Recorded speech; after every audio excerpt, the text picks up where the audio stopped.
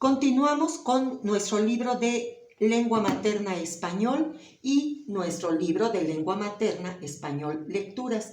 Esta lectura ya la realizamos, pero vamos nuevamente a leer porque es un cuento y quiero que ustedes pongan mucha atención porque a partir de aquí van a continuar trabajando con el cuento, con la segunda versión.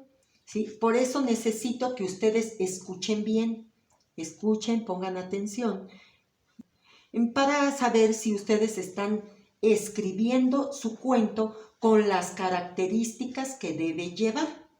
Empezamos. Una vez, esta es una frase con la que puede empezar un cuento. Empiezo con el título. Recuerden que el título es muy importante. Su cuento debe de llevar un título. La Junta de los Ratones. Una vez, frase que podemos ocupar para iniciar un cuento. Se juntaron los ratones para hablar de cosas importantes. Nuestra suerte sería feliz si no fuera por el gato, dijo uno. Sí, maldito gato, dijo otro. Vivimos asustados, temblando todo el tiempo. Ya no podemos más, nunca podemos comer a gusto. El gato llega tan callado y da unos saltos tan enormes y tan rápidos.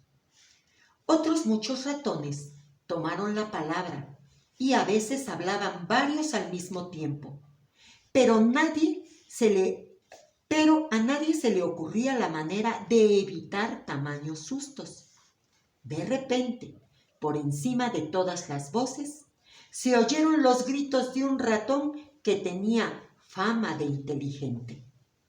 ¿Sí? Antes de continuar, recordemos que el guión nos indica el diálogo que tienen diferentes personajes. En este caso, están hablando varios ratones. ¿Sí? Continuamos. Yo sé lo que hay que hacer. Tengo en mi agujero un cascabel que suena muy bien.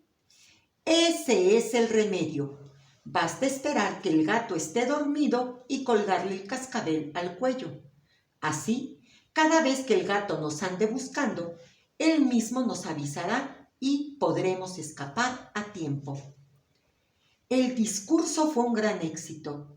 Unos abrazaban al orador, otros lo besaban, otros le daban palmaditas, otros le decían palabras de felicitación y todos los demás aplaudían. Pero había un ratón viejito que no aplaudía ni nada. Le preguntaron por qué y él contestó: la idea no es mala. Observen el guión, ya está participando otro personaje. Pero aplaudiré cuando sepa una cosa. ¿Quién se animará a ponerle el cascabel al gato? Cuento tradicional. ¿Sí? Ya escucharon la lectura del cuento. Ahora vamos a trabajar con la siguiente actividad. Ustedes y yo ya elaboramos la primera versión de nuestro cuento. Primera versión. Recuerden que no podemos, ya hicimos esta versión y vamos a transcribir lo mismo a la segunda versión. Eso no se puede. ¿Por qué? Porque si ustedes están escribiendo el cuento, inventando su cuento, pues van a tener errores. Y lo vamos a leer y a releer y en la segunda versión vamos a ir corrigiendo, ¿sí? No pueden, vuelvo a repetir, transcribir la primera versión. Todos tenemos errores al escribir y vamos mejorando nuestro texto conforme lo vamos leyendo, ¿sí? Y decimos, ¡ay, me equivoqué en esto! ¡Ay, me faltó esto! Entonces hay que poner mucha atención. Página 126, actividad 2. Revisamos la primera versión. Revisa el cuento. Ahora, vamos a ver si realizamos esto, si hicimos esto. Explicaste cómo es el lugar donde ocurre la historia. Observen su primera versión y si no lo hicieron, hagan correcciones. ¿Describiste cómo son los personajes? Recuerden que a cada personaje debemos describirlo. ¿Pusiste algunos diálogos entre ellos? Recuerden que los diálogos de los personajes debemos de anotarlos entre guiones. Entre guiones. ¿Dónde lo vemos el guión?